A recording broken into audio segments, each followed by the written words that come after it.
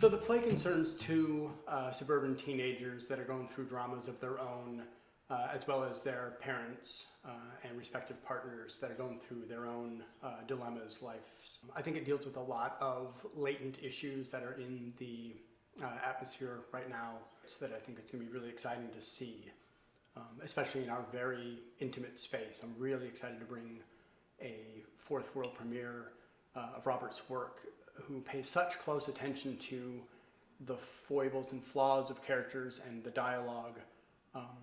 And it's such a sparse, subtle play that I'm really excited that we can present it up close like this.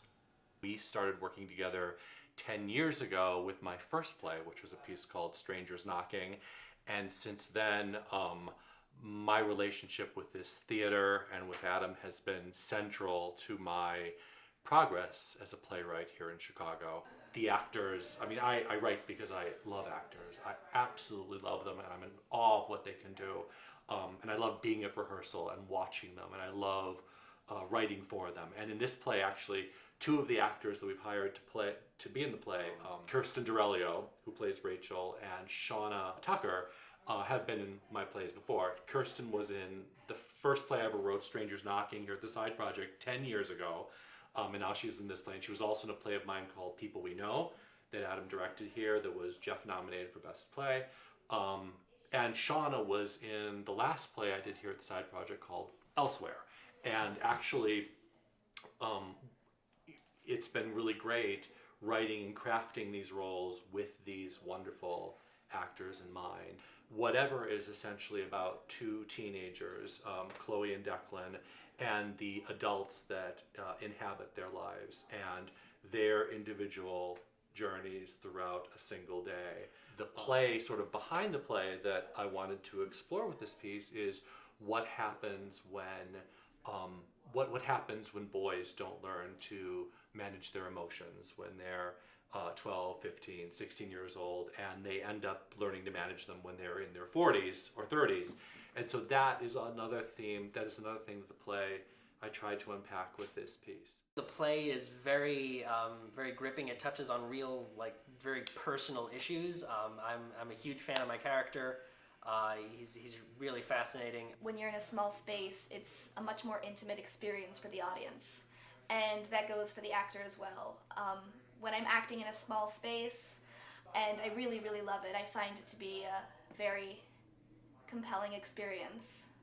In this relationship, Rachel gets to know Henry's daughter, Chloe, and sees sort of firsthand what it might be like to step into a parental role with her.